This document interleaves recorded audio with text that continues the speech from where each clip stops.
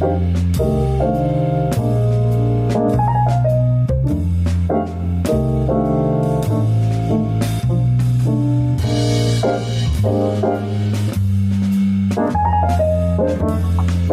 it's recording. Whoa, that was very obvious. Now recording. I got a lot of questions about this thing. Alright, so I already accepted your thingy.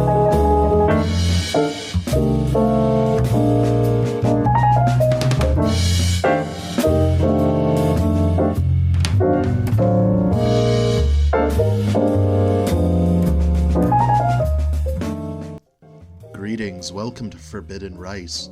We have the esteemed Ryan Louie here. Okay, does this work? Beautiful. Now I don't have to worry about it. No echo, no nothing. Alright. Did you have another drink when you got home? No, I can pop open a Heineken. A Heineken? Yeah, I got a Heineken. I'm telling you, man, it's so much easier to do no push to talk, just headphones. I guess the thing is, I ain't about that life. when you're gaming, maybe you'll say stuff that you don't want other people to hear, so you need the push to talk to filter out. Especially an angry mother in the background. Right now, your mom just complaining about you on the video game in the background. Exactly. Like, for me, this is just for the podcast, so I'm just gonna be unhinged and just let it all fly. I don't need anything else. You're doing it raw. I didn't know that this was a thing, and then when I logged on to this, I saw that there was games that you can download through Discord. Is that true? I don't know. So when you, I gotta stop asking about when you do, because I feel like this isn't really that interesting. But when you do this, and you're playing with like Eric and Dawson or whoever, or you guys are all on this channel and you're talking. Are you all playing the same game, or are you guys playing different games? We can be playing the same game, but we can be. Wait, I lost you. Said we could be playing the same game. Just depends on whatever we feel like. Yeah. But a lot of the times you're not playing the same game. No, we're not. But you guys are just talking. Do you play most of the game? You play most of the games on your computer or on your PlayStation? Yeah, man. I'm a computer. I'm a kind of guy. Wow. That's also interesting to me too. I ain't about that PS4, Xbox 360, whatever the fuck. Why not? PC is. Have you heard of the meme or the phrase called PC Master Race? No, but it's got some you could say anti-Semitic overtones, but we're saying that the computer is the master race. Really, I guess I've never had a good. Everybody who's a gamer plays on Windows, right? That's right. Because I've never had a good Windows computer. All the Windows computers I've ever used are like old hand-me-downs, so I don't know what it's like having souped up Windows. The only fast computers I know are Macs. Macs, we don't say that word around here. Yeah, I feel like Macs are very, very fast, but the user experience is very controlled. But if you know enough about a PC, it's probably a better overall experience from someone from like a computer science or like video game background. Yeah, but all the good games are like on the console though, so there's that. Yeah, that's my thing.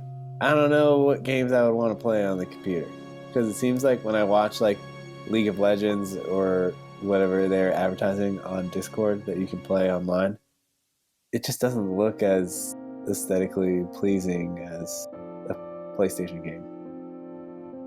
Yeah, I think console, the games, everybody on the consoles, everything's just more accessible. You got all the Madden games, and you got the freaking like NHL and all that shit on the console. It's like, man, Yeah. oh, dude, are you all right? There's a lot of good podcast content of me just coughing. I guess that's the downside. That's the downside of not having push to talk. Maybe I will turn push to talk back on.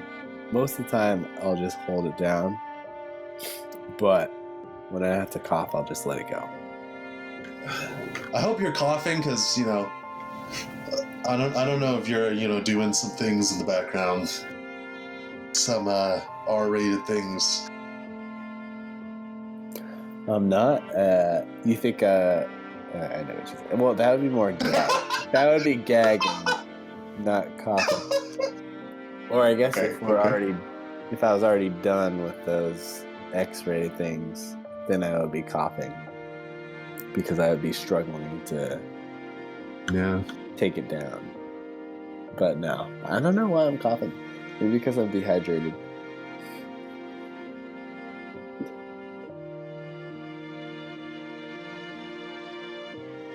So I have a Maker's Mark whiskey. So I had some of that before I logged on, but instead of a shot of the whiskey and a beer, I had a shot of the whiskey and the water. Dude, that's responsible drinking right there. I guess there are moments where you go to that voice and then it just changes the whole podcast. I guess for background, we were talking at a bar for 3 hours. Well, we got there at 6. So I guess we were talking at a bar for like 3 hours. No, 2 hours. 2 hours, damn. And then we decided to record a podcast after having, I guess you had 3 beers, I had 3 beers. Yeah. They were craft beers. Probably they were at least 6% alcohol content or higher. So it got us going. I didn't want to pussy out of 6% minimum. Yeah, it was. And so 3 beers at 6% minimum. I'd say the average beer is probably assumed to be 4.5%. So that's like a 33% increase of the usual. So maybe we've had 4 beers, and then I've had some Maker's Mark. And we thought it'd be nice to have a podcast while drunk and just talk about shit. Yeah. Just speaking of, okay, you got your Maker's Mark. I'm gonna go get a Heineken. So I'm gonna depart the premises. Do you have to go far? Do you have to go far to get a Heineken, or is it like? Wait, I don't have to go far. But my bottle opener is far. Okay, I'll talk about Maker's Mark for a little bit while you're gone. Good idea. This is my first bottle of Maker's Mark that I've ever owned, and the only reason why I bought it was because I watched the show Top Chef, and they went to the Maker's Mark brewery because it's the Kentucky season of Top Chef. So I bought one because their advertising and their product placement wooed me into buying a bottle of this Maker's Mark. They dip it in the wax, they dip it in red wax, but for some reason the corner store around the corner from my house dipped it in yellow and blue wax. I guess the idea is that maybe this is a cheaper version of the Maker's Mark, but it's good. I usually just get bourbon. This was surprisingly, I think it was more expensive. Well, I just said bourbon. I usually just get bullet bourbon. I think this was actually surprisingly more expensive because I assumed that bullet bourbon was less of a name than Maker's Mark. I guess the thing in the alcohol industry is that if you're less of a name, you cost more. But I guess that's not true. And even though it's a bigger name, Maker's Mark, It's America's only handmade bourbon whiskey, never mass-produced. Each individual batch is less than 19 barrels, and this small quantity means we can be choosy about everything we use and everything we do to craft our whiskey. Maybe the Maker's Mark was more expensive, but I don't know. That's why we use the old-style sour mash method. We start each new batch fermentation by using a little of the last, resulting in a more consistent product. We're proud of our unique and full-flavored handmade bourbon, and so we entered our Maker's Mark SIV to each bottle. Enjoy. Rob Samuel, Chief Operating Officer, Maker's Mark. Please visit us at makersmark.com. Anytime you're in the neighborhood, stop by and visit us at our distillery near Loretto, Kentucky. This beautifully restored home of Maker's Mark is a designated Kentucky and National Historical Landmark. Fully matured alcohol by volume. Fully matured alcohol 45% by volume, 90 proof. I don't get why they use these proofs. Because all you do with the proofs is just divide it by 2. Somebody tell me if I'm wrong. That I sound like an idiot, but it's just division or multiplication. It's a little unnecessary. Okay, I'm back. Oh, hey, I was just talking about Maker's Mark the whole time. It's really funny hearing you interrupt while I'm just randomly reading the label and just talking about alcohol proofs. It's like I literally appeared in your room. Yeah, it kind of startled me there. I also have to go pee, so maybe you can go on a monologue and then I'll interrupt like halfway. I'll take through over your here, monologue. Chief. All right, give me one thing I want to ask you about is, you know how there's alcohol proofs, where if it's 45% alcohol, it's 90 proof. Wait, for real? I thought like 40 proof just meant 40% alcohol. No, 40 proof means 20% alcohol. 80 proof is 40% alcohol. So all you have to do is divide by 2. So my thing is, why do you have the proofs if the only rule for the proofs is that you just divide by 2? I mean, what's the point in having both? It doesn't seem intuitive, especially with people who are bad at math like me. Yeah, it isn't intuitive, but it is intuitive at the same time. Because it's pretty intuitive to divide by 2, but it's not intuitive to see the proof and then have to calculate again.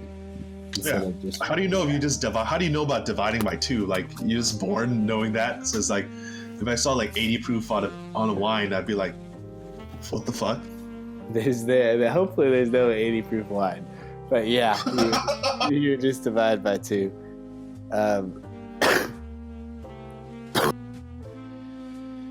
I had to stop talking because of the coughs. I think I only learned it because I would see things that say 80 proof, and then in parentheses it would say 40% alcohol. That's the only way I learned it. All right, I'm gonna go pee. So maybe you just rant about something for a while. I'll take over here. The alcohol is just making us leave and go constantly. Yeah, man. So I'm here drinking my Heineken. What I really like about, actually, I don't even like the taste of Heineken because it's just not my thing. But I do like that there's this big red star on the bottle. It reminds me, like, I think like I'm a communist when I'm drinking this beer. So I guess that's pretty cool. But I guess I don't really like the taste of it. More of a, I know everyone's gonna hate me for this, but I like that cheap shit. The Pabst, the Natural Ice, the Rolling Rock, the college beers. I think it's because they don't really have much flavor. So it feels like I'm just drinking carbonated water. That's pretty much why I like that cheap shit. I've been wanting to expand my beer horizons. So, we just came back from a brewery, so I got the chance to try all this different stuff and had a really great time doing so. So, just trying to get my beer game up. Yeah, I don't know what type of beer I should be keeping at home. I have this huge case of Heineken that my dad bought. And the funny thing is, my dad doesn't even drink Heineken. So he literally just bought it for me, and so it makes me look like an alcoholic. So, I'll have to open that up and start drinking it. The place we were at had 4-packs that you could have bought and taken home. Oh, dude! I heard you lurking in the background. I heard you. You saw my little green dot appear, but I didn't see. I heard some static in the back, and I was like, "I'm being watched." Yeah, you just knew. So your avatar is the. Oh my God! It's been so long that I can't even say the two symbols. They're the two items within the Nazi. They're not Nazi. Nazis? Wow! Oh my God! Wow! You're associating. Wow! I'm associating with the fascism and the genocide. Sorry. Oh. But it's the insignia of the Soviet Union. The sickle. It's a sickle and hammer. The sickle and hammer. I'm sorry. But I noticed that you went with that for your little gamer avatar. You, that was like that was a surprising blow. Just maybe it's it's almost like a Freudian slip, but a little different, I guess. It's like when you asked if I was anti-Semitic. Yeah. Just out of the blue. I just associate the two things too much because millions of people got killed. I'm sorry. Millions of people. It's okay. In certain right-wing circles, communism and fascism are the same thing. Yeah. I mean, the problem is that the people who wanted to execute communism accidentally fell into fascism. And then it got fucked. There's a way to separate the two. It's just we haven't really seen it, or certain powers have not allowed us to see it take place. But I was telling, I was letting the listeners know that I have a huge case of Heineken beer that my dad bought, and I'm literally the only person in the household that drinks it. So I don't know if he's suggesting that I'm alcoholic. That's scary because they can just keep tabs on your alcoholism, and then they have the receipt for when it was bought, and then they can mark when it was finished, and then they can say how many beers you drink per day. They can look and be like, yo, there's 10 beers missing, and it's Vince who drank them. Yeah, there's 10 beers missing. We bought this case 3 days ago. You've been drinking 3 or more beers per day, every day. That's a lot of accuracy. Yeah. Do your parents drink? So my mom doesn't, but my dad likes to have a glass of red wine here and there, every couple of days. How about your dad?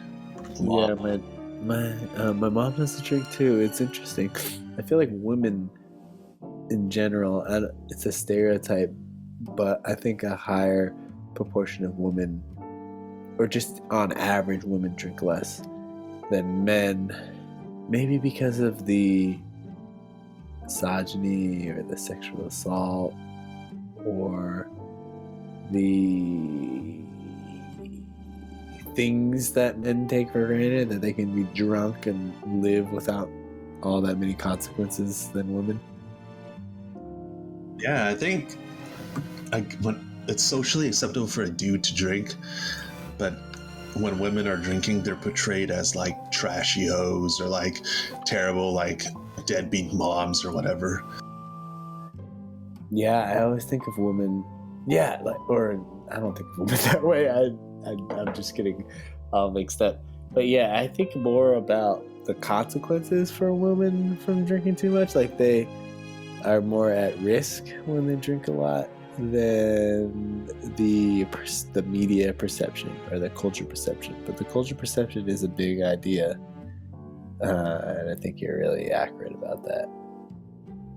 Have you ever had a moment where you felt like your parents knew that you were masturbating, like in high school or middle school or whatever? Dude, I'm pretty sure they think I'm a goody two shoes, except for the drinking. So you think that your parents don't think you masturbate, or you've never masturbated? That's correct. Why do you think they think that? Is it because they're? Is it why? Why do you think they think that you've never masturbated, or why do you think? And there's no way they think you've never masturbated because your dad. Because they're just like they're just like oblivious. They're oblivious, but just oblivious. Okay, but you think it's rational? Like with 99% accuracy, you could say that your dad masturbates or has masturbated. Oh yeah, for sure. Oh sure. So why? So he probably knows that you masturbate, or he's probably assuming that you do. He probably knows. No. He probably knows, but he's so busy and tired from work that he probably never thinks about it. All right, this is definitely a good start to the podcast. I think we're rolling down with this topic. So you said he knows, but what? He probably like knows, but he's probably super tired from work, or just so concerned with work. Thinking about me masturbating is the last thing on his mind. You're cutting off early, but you're saying it's the last thing on his mind, right? Exactly. Okay. Yeah. I guess there's no reason to stress about somebody masturbating. Who wants to think about their son masturbating, right?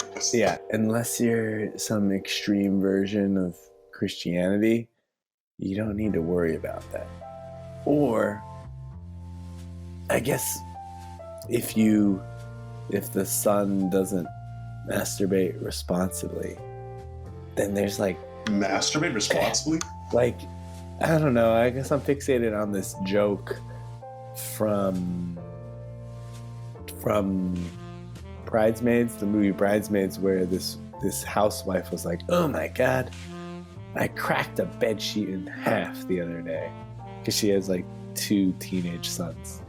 So, according to that movie, her sons just masturbate, and then the semen just gets on the bed sheets, and they don't care that their mom knows why the semen is wet, or the semen causes the bed sheets to be dry and crackable. Or it's really easy. It's really easy to detect semen on bed sheets. I don't know if that's actually a real life scenario, but yeah, I don't even know. That's really out there. Yeah, so yeah, I don't know what I was talking about. But you're all right. Yeah, I'm completely lost right now. I gotta stop. Lost in masturbation. I gotta stop drinking. But the idea is that your dad has done it before, and he knows the rate at which he's done it, so he should know the rate at which you have. But in high school, you've never been in a situation where your parents accidentally walked in. No, never happened. Never. 100% never happened.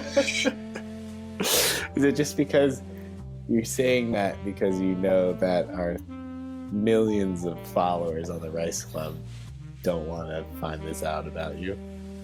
Or are you I'm just so confident in saying that it's 100%. There were times where oh shoot, something just fell off the table, but I'll fix that. There were times where in the middle of high school I was, and it was let's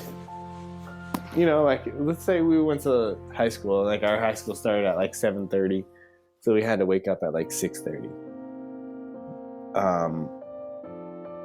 I was pretty bad in high school where I would like I knew how to get good grades, but I also wanted to just stay up late and just like play on my PSP. You remember the PSP?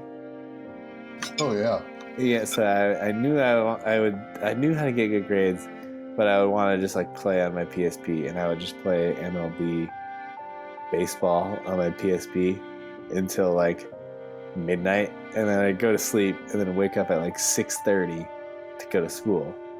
And then like I'd be able to somehow go through a whole school day on like, and then football practice on like 6.5 hours of sleep. Maybe like eat an apple to like get me through classes, but there were definitely classes where I'd like the whole time I would just like try not to fall asleep for like 40 minutes or an hour. And I guess I would learn, but also like 50% of my brain was dedicated to not falling asleep. And then there are other days where I would not be playing my PSP. I would be, you know, like jacking off because that's what like a teenager would do. And then somehow my mom would know that I was still awake. Maybe because of like the amount of times I would be like moving left and right, or like shuffling, or So you're saying she heard you? she just heard me like being fidgety in my bed, and so it'd be midnight or like 11 o'clock at night, and you're like, Ryan, why are you still up right now? You're like, stop making Ryan, like, stop making so much noise, because I would like shift left in my bed or go right in my bed, or like You're a loud one. I don't know, and then also like I don't know, you just kind of move around, or like the trash can had like a plastic bag in it, so the plastic bag is a lot louder at night when it's just like dead silent, and then you hear like the plastic bag moving around. Yeah, this is too much. I'm a little Wow, this is a really intimate. We're looking really deeply into your life. This is going online. This is a little scary. What I'm amazed is how you could freaking stay up to 12 o'clock and still get the grades to get into UCLA. And hey, man, like quarterback the Lowell Cardinals to a semifinal playoff loss. Two semifinal. No, wait. Yeah. 2 semifinal playoff losses in a row. Wow, that's remarkable. Dude, but speaking of not enough sleep, I was taking Mr. Newhouse's biotech class, mod 1112, and I could not stay awake in that class. I sat in front of the class and I fell asleep every freaking day. So you would just see this guy fall asleep right in front of his face. Literally, yeah. You know, at that time I was just like blowing it off. But like literally, like the year after I graduated, I felt bad because I felt like I disrespected the guy, and he was so nice. Yeah, I mean, like, the self-control to not say anything. I guess it's not too bad because you're in high school, and I don't know, it's like, it's kind of on you, and it's not really on him. But it is funny. Yeah, I would fall asleep in this, like, geometry class, because I sat next to the cabinets, and I would just, like, listen to the lecture or follow the lecture while my head was resting on the cabinets, and then I would just fall asleep. Wow, that's a great place to be if you're able to lean against something. Yeah. And as an elementary school teacher, it's kind of the reverse, because no elementary school kid, and a lot of my kids only sleep, they like go to sleep at midnight and then they wake up at 7 a.m. or like they go to sleep at like 2 a.m. and they wake up at 7 a.m. No way. I'd get my ass beat in elementary school if I didn't go to sleep at by 11. Yeah, they go to sleep way too late and then they come to school at like 7 a.m. They can't fall asleep or they don't want to sleep even though they're tired. Instead, they just like run their mouths off and they're crazy because they don't get enough sleep. So there's just a different type of pressure on an elementary school teacher than a high school teacher, because when you're in high school, it kind of feels like everybody in the high school class has a reason to shut the fuck up or pay attention or just be quiet. And then in the elementary school, there's not like pass or fail. You just kind of You get like a check mark.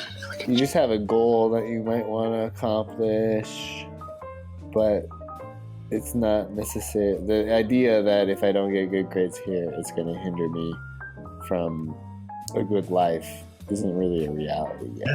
And you kind of have to try to sell them on that, but they don't really understand it yet. And then they just don't want to, even if they're tired, they don't go to sleep. So it's like they just like become assholes if they're not tired instead of going to sleep. So it's like, oh man. I don't think I ever fell asleep in elementary school. That was like impossible. Yeah. You couldn't even fathom it. Yeah, my parents would make me go to sleep at like 8 p.m. I would like watch Rugrats and then like watch like 15 minutes of Doug and then I'd have to go to sleep. But yeah, I would go to sleep at 8 p.m., get like 10 hours of sleep, and then go to school. Yeah, what the fuck? Man, I'd kill for that shit, right? Like in my adult life, like being able to like go to sleep at like 9 p.m., waking up at like 6:15. Yeah. That'd be insane. We had less stuff to entertain us, too.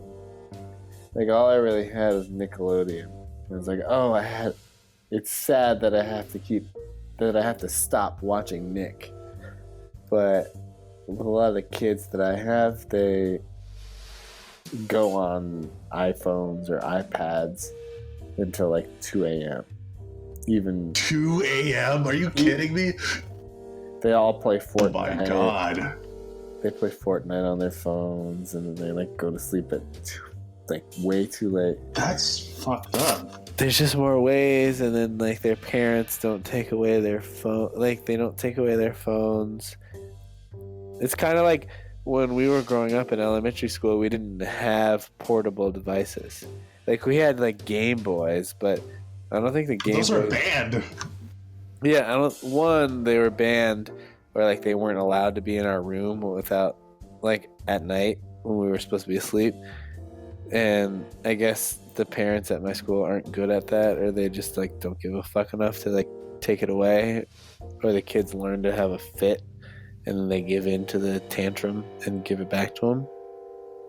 But yeah, like we didn't really have that. All we had was television, and we just stopped watching television. There was no television in our room. There's no Game Boy in our room, or the Game Boys in our room were not bright enough to play that late, so we just go to sleep at night. Pretty much. Dude, you know what's hella scary? What? I'm seeing like parents when they're like taking their kids out, or they're like pushing them on the stroller. You know, they got one hand pushing the stroller and one hand on the phone, and they're watching the phone. I'm like, what the fuck? So it's like crazy the world we live in now. We sound like we're 50 years old, and it's really funny because if somebody just listened to this as an outsider, or if someone who didn't know us, they'd think, oh, these guys are definitely like 50, 60 years old. Ranting old men, but really old ass motherfuckers. Really, we're just like 25, 26, or whatever. Just seeing how parents are like taking care of the kids in one hand and like playing with a tablet or whatever in the other, it's just like, I'm like, I mean, that must be normal for them, but as someone who's like grew up without that, it's so strange. Yeah.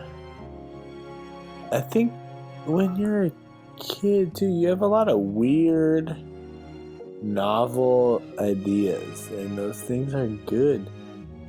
And a lot of these weird ideas come about when your bedtime's like 8 p.m., but you can't fall asleep until 9 p.m. And you just kind of are taught or learn to just sit in bed for an hour until you fall asleep. And then all these like interesting ideas come around. I don't know. I don't think that a lot of kids have those anymore.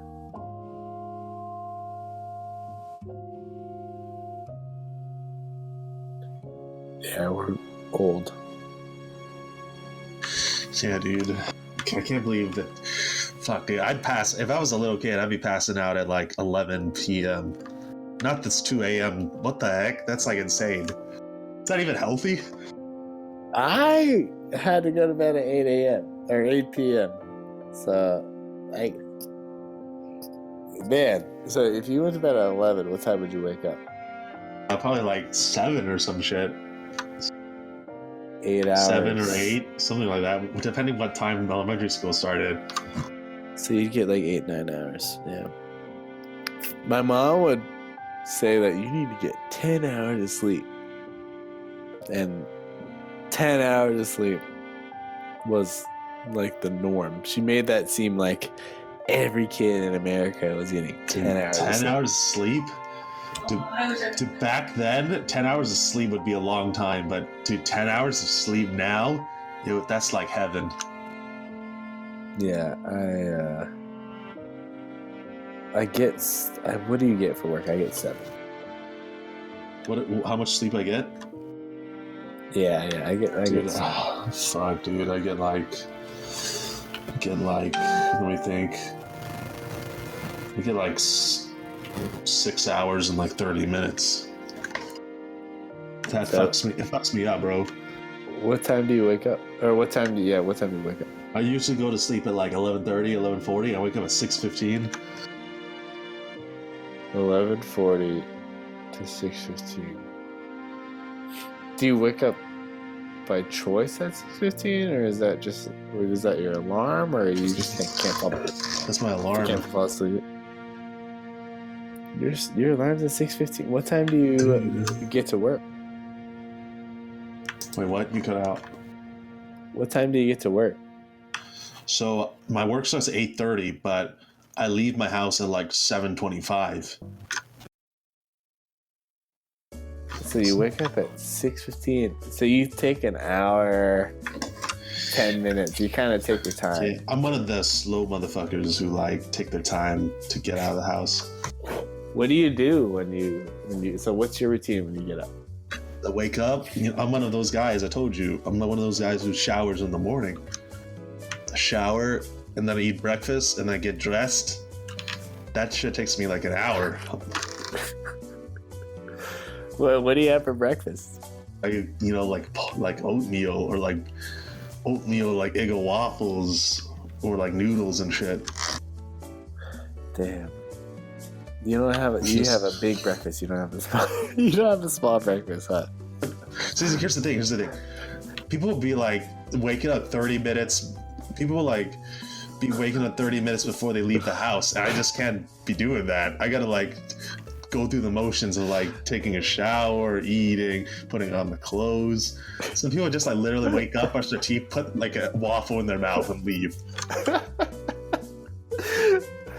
That's really funny. That's funny. I don't know if this is funny because I know you or if more people will find this funny. But I just find that really funny. Yeah, and that's literally fucking me up because I don't get enough sleep.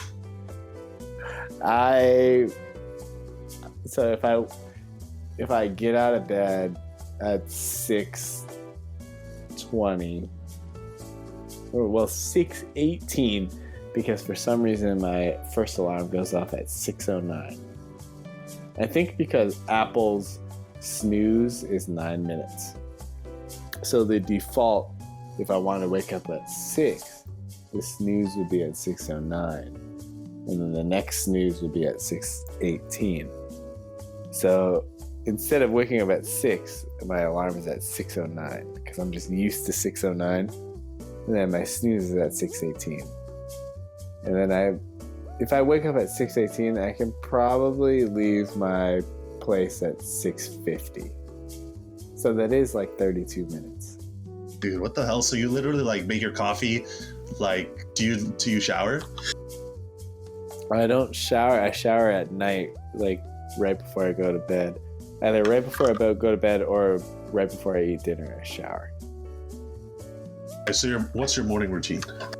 And then, so I'm already showered. So in the morning, if I'm out of bed at 6:18, on a good day, I'll brush my teeth, splash water on my face, then I'll brush my teeth, splash water on my face, put a little like medicine on my face. I have eczema, so I put a little medicine on my face. Then I like comb my hair, and then when I leave my bathroom, I'm in my bathrobe to stay warm because it's a little cold. You know, you're doing your best Dude Lebowski impression. Yeah, I'm in my bathrobe. Then I go to my closet. I pick a shirt and I pick a pants. Usually, the shirt-pants combination has to work. Usually, if I have light pants, I have to have a dark shirt. Or if I have a light shirt, I gotta have dark pants. Pick that. I put it on. Sometimes I'm just so tired, I just like sit on the couch for like a minute and like flick through social media. And then I work up the courage to put my clothes on. Usually I have to take off the bathrobe, and then I'm a little cold because I just have a shirt on. So I go over and put my jacket on early. And then I like comb my hair. No, my hair's already combed, and then I put like gel in my hair to keep it back. And then after that, my jacket's on, my socks are on. The coffee maker, if I wake up at 6:20, the coffee maker goes off at like 6:30. So the coffee's done, then I pour it in my thingy, my canteen. I pour my water in my canteen, then I pack my bags. Like go over to Joyce because she's still asleep, and then like say bye, and then I like check if everything is unplugged. That should be unplugged, and then I go. That's what, 6:50? Yeah, usually 6:50. If I wake up at 6:18. If I wake up at 6:18. 6:18. That's an oddly specific time. Yeah, it's because of that Apple snooze, that Apple 9-minute Shit. snooze. So where's your breakfast? You put anything in, like, you like put some toast in your mouth before you head out or something? I usually eat a fruit, so I have like a banana or an apple, and I just eat it in the car. I used to eat like cereal at home, and then I'll go, but that means that I'm waking up at like, instead of 6:20, I'm getting out of bed at 6, or like my first alarm goes off at like before 6, like 5:50. So I just didn't want to do that anymore, so I just eat in the car. Yeah, dude, I think I should try that, where I'm just like, just do the bare necessities of like washing up and then getting dressed and leaving. But I think my mom would be like, yo, what the fuck, you're not eating your breakfast, and be like, yeah. Do you eat? Okay, wait. No, like I eat in the house and I finish. You know, I do the entire. I actually like finish my breakfast. Oh man, yeah. Do you, so yeah, I guess you eat a big breakfast, huh? Kind of. No, actually, you know what's another thing? You know how you drive to work. You said it takes like 35 minutes. Yeah. So I fucking live. You know where I live. My fucking workplace is in Soma, so it takes me like 50 minutes, including walking, to get to work. So it's like, even if I wanted to sleep more, it would still take me a long ass time to get to work. That's a really long commute. Yeah, dude. Fuck. So Like you're kind of like central, because Sunset's like center west.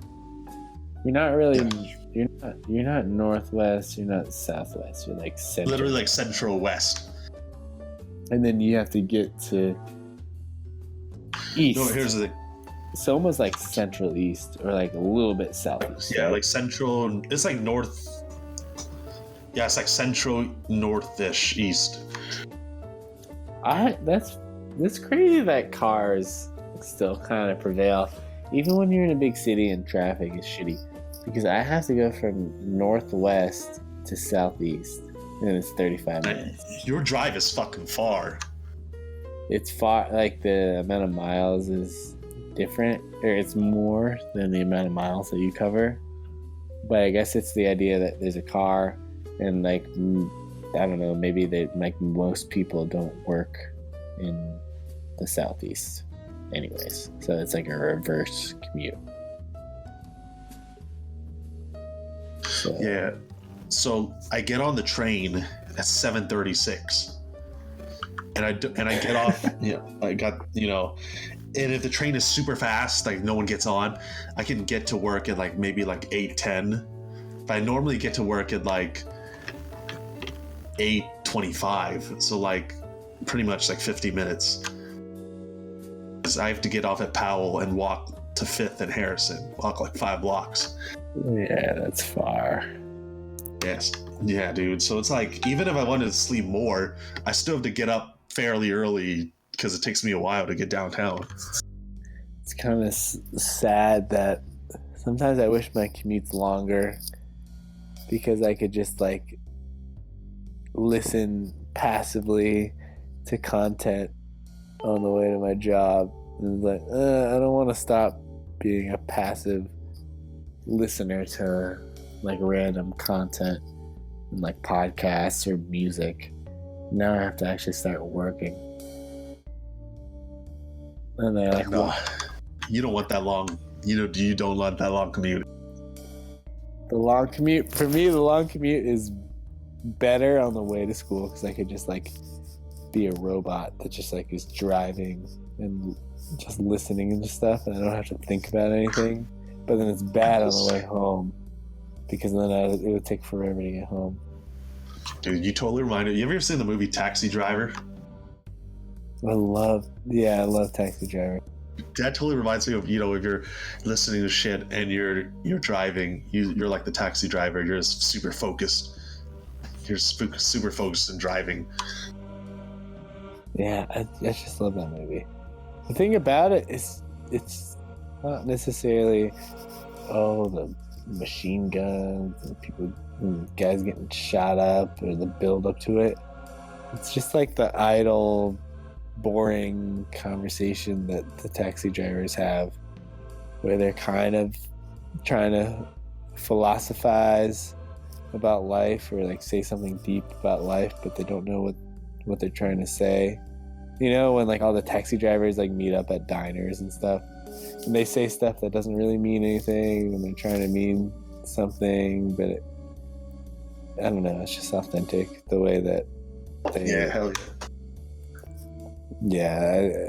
Either the actors are improvising or it's just the writing is capturing that.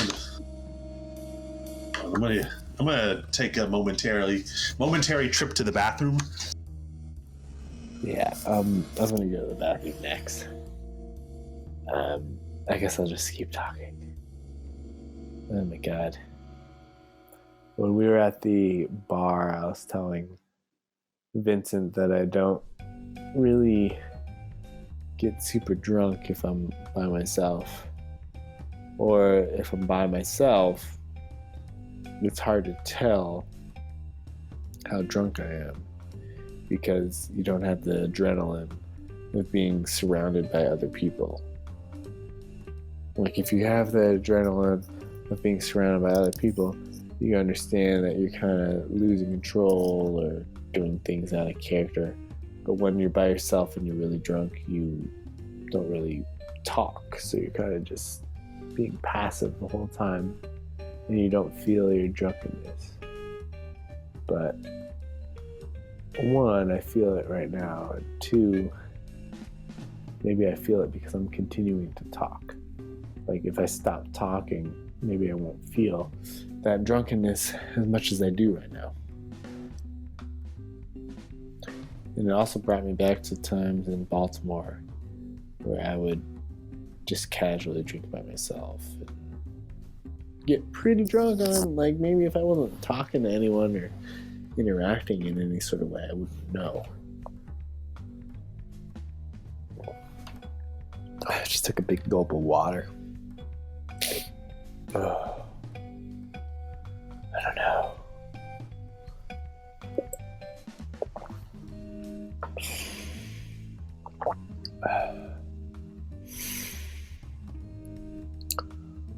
I'm here. I definitely want to play NBA 2K19 after this because there's been a lot of player movement. Anthony Davis requested a trade on Monday, and then Porzingis got traded on Wednesday or Thursday. So Dude, that shit was like yesterday. hello. Wait, Yeah, hello. Wait, were you talking about Porzingis? Yeah. I'm surprised that you know about Porzingis getting No. So here's the thing.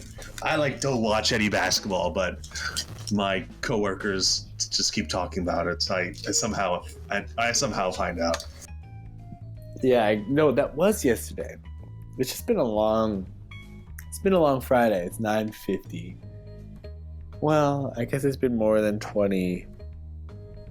It's been more than 20, 30, 32 hours since he's gotten traded. Maybe that's why it seemed more than a day. But yeah, it's a big deal. Wait, he got traded to the Mavericks? Yes. Is that a It's good? like- Are they good now?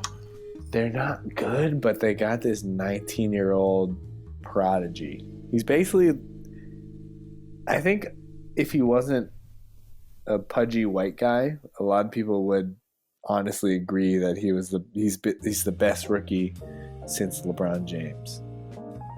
No way. Yeah, he's this pudgy 6'9" white guy who could pass, shoot, drive to the hoop. He could do everything. It's just that he's not as explosive as LeBron.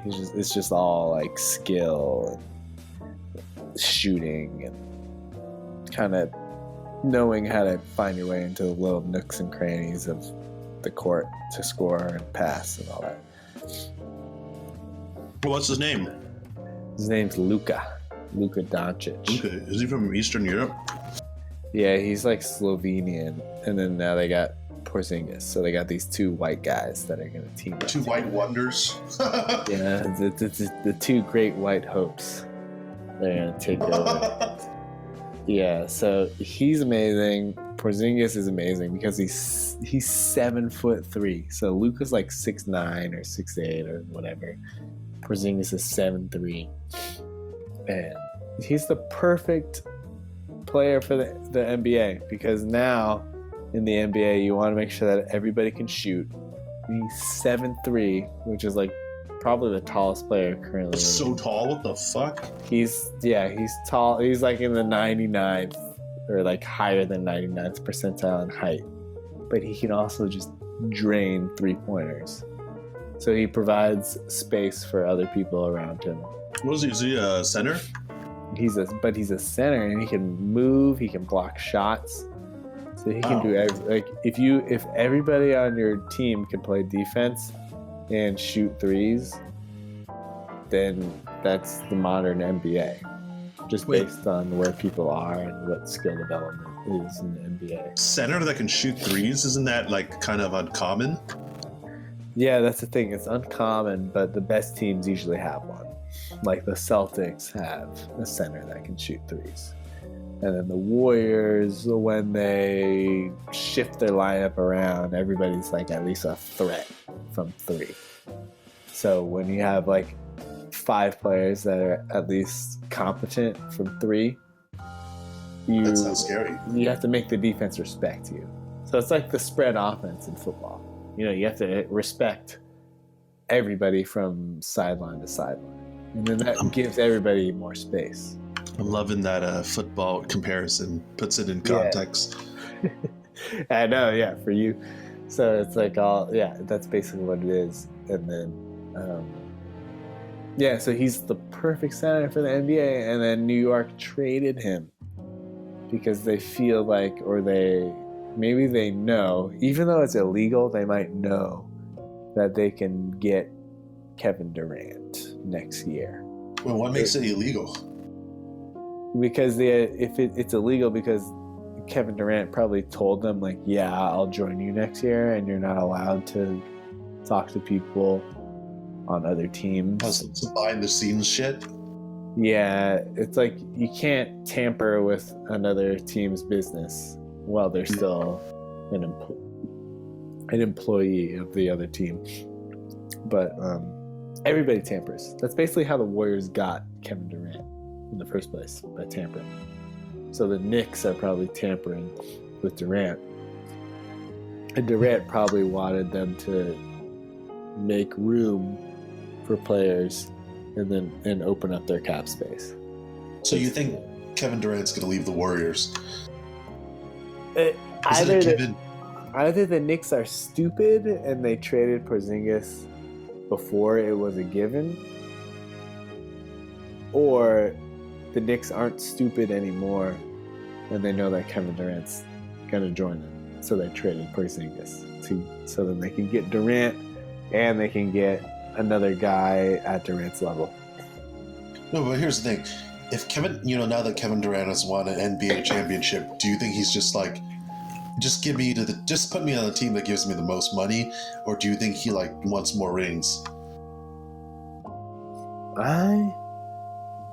It's not about money because the Knicks and the Warriors can basically pay him the same amount of money. It's more about Aren't the Warriors a better team than the Knicks? Yeah, they're way better. I think it's more about everybody knows that this is Stephen Curry's team, and he wants to be the centerpiece. Yeah, the fans just love Curry way much more because he's the little guy who does things that look way more incredible. Like if Durant did some of the things that Curry does, it looks way more incredible when Curry does it than when Durant does it, because he's like a foot, he's 9 inches, 10 inches taller than Curry. So yeah, he wants his own team. He wants kind of his own signature team. They can pay him basically the same amount. Every time he wins a championship, it's not necessarily a fully respected championship than if it would be if he had his own team and won a championship, with 50% more work than it would have taken with the Warriors. Weren't the Lakers considering trading a shit ton of people for Anthony Davis or something? Yeah, they probably are trying to, but the team that has Anthony Davis knows that they can get more options and more offers if they wait until after the season, because the Celtics have things that are restricting them from acquiring Anthony Davis right now. So the Celtics can only trade for Anthony Davis after the season, and they probably have more to offer than the Lakers do. So it's a strategic.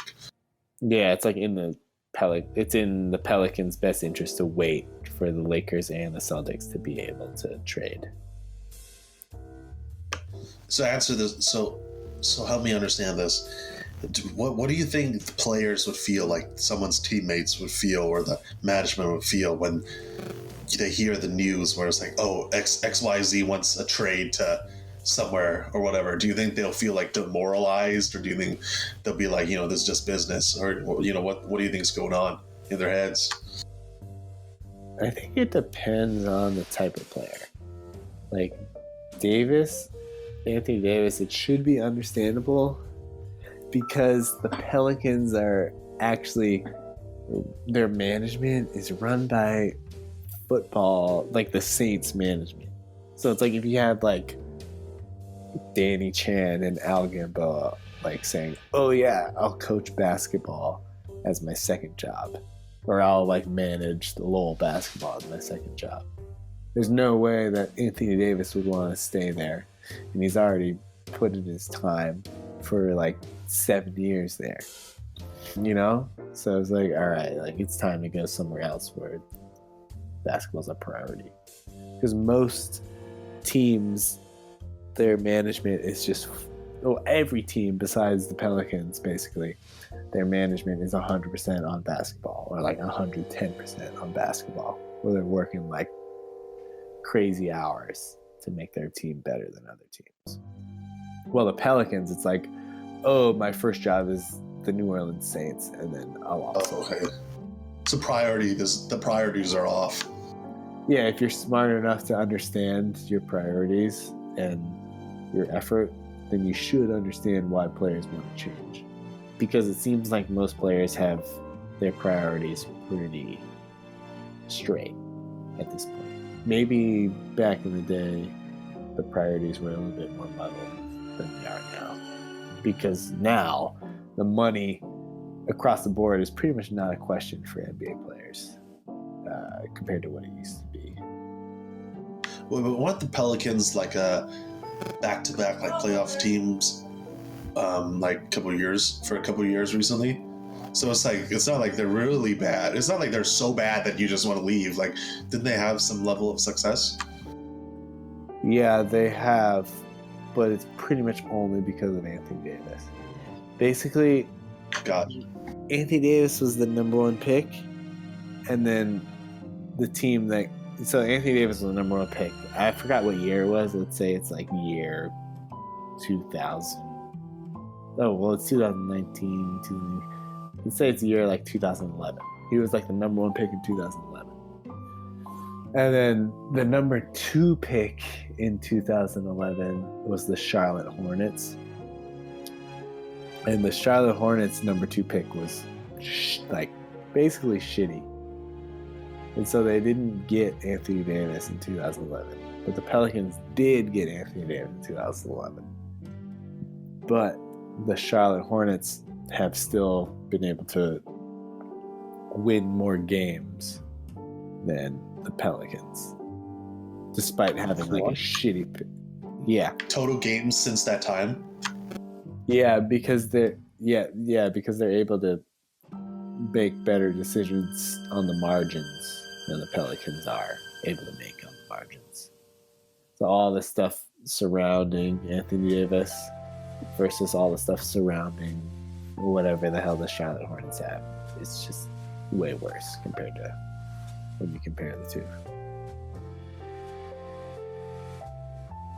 This is really go deep on the Pelicans. Well, how are they doing this year though?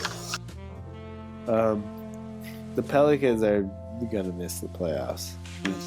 The Hornets, I think they can make the playoffs, but it's also because their conference is not as good. So the Pelicans conference is the Western Conference, so they have to play the West, and it's just better teams, and then the Hornets get to play weaker teams. So it's not like that clear cut, because the Hornets get to play weaker teams. Now, would you say, is this an accurate comparison that the Kansas City Chiefs are like the football version of the Toronto Raptors, where they're just super good, but when they get to the playoffs, they just get owned? Is that a fair comparison, or am I pretty off? Yeah, it's also like the Eastern Conference is like the AFC. Or you know how the Patriots like always make the Super Bowl? It's kind of like how LeBron, when he was on the Cleveland Cavs, they would always make the finals because they had no competition. Whereas the West is like the NFC. There's just way more competition across the board.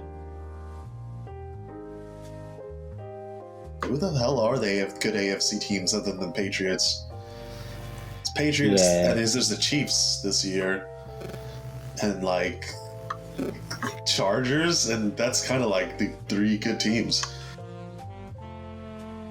Yeah, and the Chargers are kind of just a this year thing. They just did really well this year, but yeah, then they got owned. Yeah, even good teams where you're like, oh, record-wise, like Houston, they got destroyed by Indianapolis, and then Indianapolis got destroyed. Just like, man, AFC, what's going on? Yeah, I just realized. You remember when we were at the bar, we were trying to figure out when the last time we hung out was? I just realized the last time we were hanging out was when we were watching the Chiefs. Yeah. That game was great. Yeah, that's amazing. I'm gonna go to the bathroom. All right, we're gonna take a break on Rice Public Radio.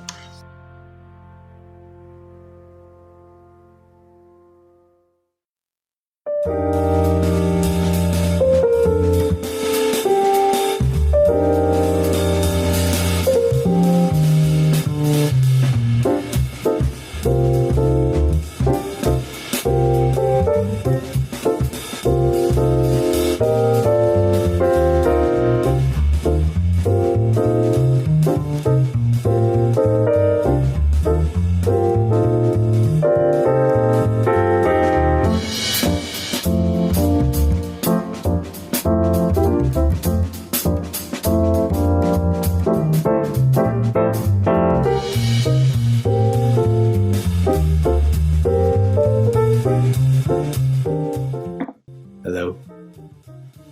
Welcome back to Rice Public Radio. We have Ryan Louie. Did you have any musings while I was gone? No, man, I told the viewers that we were taking a break. Did I say viewers? I meant listeners. Do you have anything you want to close on? I don't know. My clothes are already off. No, I'm just kidding. No, man. No. This is fun. I have one thing. So, you know Kumon, the tutoring service? Oh, Kumon? Yeah. It sounds pretty lucrative. Seems like something that is worth buying into. Are you surprised to hear that? Kumon? Like stocks? No, like owning your own Kumon business. Isn't that weird? Oh my god. I don't think I want to subject people to that torture. So the idea is if you have like 200 subjects, like 200 students, you make like 6-figure profit. Exploiting the children. I love it. Yeah. Like this guy's been telling me, because I play, you know how I play pickup basketball. This guy that I met through pickup, and like his friends, my brother's friend, he owns a Kumon, and he's like fresh out of college. But I think it's because his mom also, that's like how they supported their family to an extent. His mom owned a Kumon tutoring business. And I don't know what his dad did, but she owned 2, and then out of college they helped him buy one for like $50,000. So it's a $50,000 investment to own a Kumon. That's good. All the resources are already there for you, and based on the tuition, if you have about 200 subjects, based on like the lease and the cost, you should make about $100,000. Dude, I didn't know that was a legitimate business venture. Yeah, and he's telling me, he texted me that there's another Kumon instructor that's selling her center in San Rafael, and there's 400 students there. So if there's 400 students, that should be close to $200,000 in income. But you have to pay $100,000. So we would have to buy $100,000. We would have to buy the Kumon for $100,000. Dude, that's still fucking legitimate. Yeah, though. it's like buying into McDonald's, but you have to pay $1 million for McDonald's. But this Kumon, you can buy for $100K, and then if you keep all of the students, according to him, you should make 200K in profit. Yeah, Kumon is apparently just like a massive business. Rakes in the rake. I didn't know like it was like a thing where you can get an individual owner to own Kumon. I thought it was just like, you know, like a really tightly controlled organization. It's like a fucking McDonald's or a Chick-fil-A. You just buy the franchise. So it's fucking nuts. He owns the one on like Balboa and 20th in the Richmond. He says he only has it open. It's open 2 days a week. His Kumon's open 2 days a week. And he makes 100. He makes 6 figures. Well, he doesn't have 100 students yet. I keep calling them subjects. That feels very Soviet Union. Subjects, dude. Yeah, Are you? Wow. It's students. He doesn't have 100 students. How dehumanizing. I know, but he doesn't have 100 students yet. But he's building it up. And he's open 2 days a week, and then he's able to spend the other 5 days doing like real estate because he has his real estate license.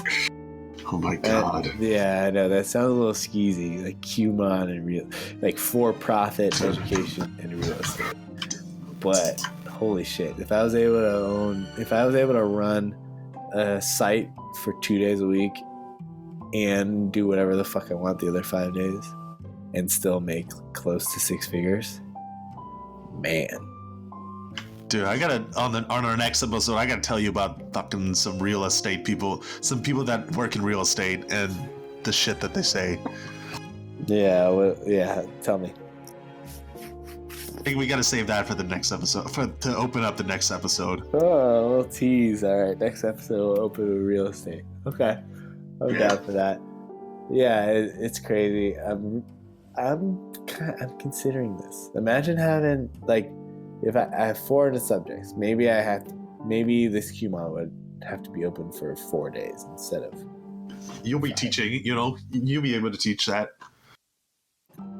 Yeah, this Kumon will be open for 4 days, maybe instead of 2 days like his.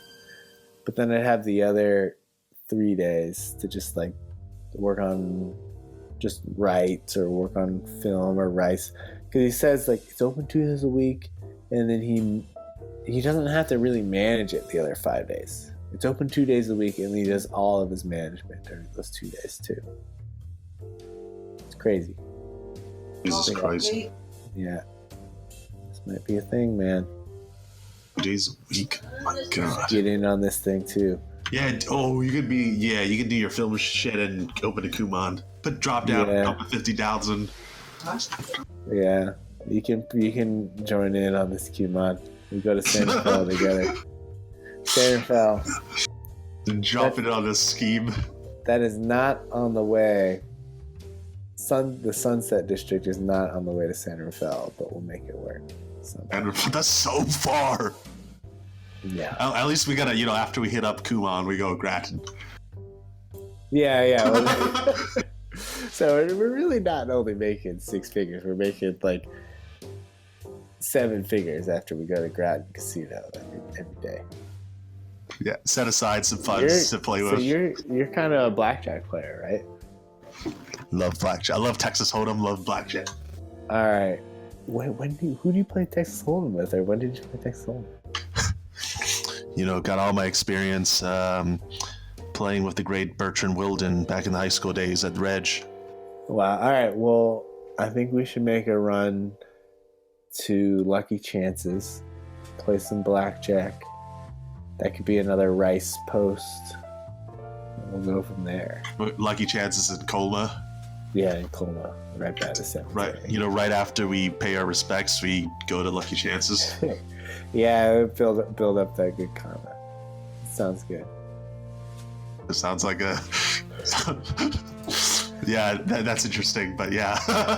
So yeah, you're telling me I should do a rice post on going to the wine country with Joyce's parents. I guess another rice post would be me and you going to Lucky Chances together. It's gotta be, wine country, Lucky Chances, and our invasion of subtle Asians.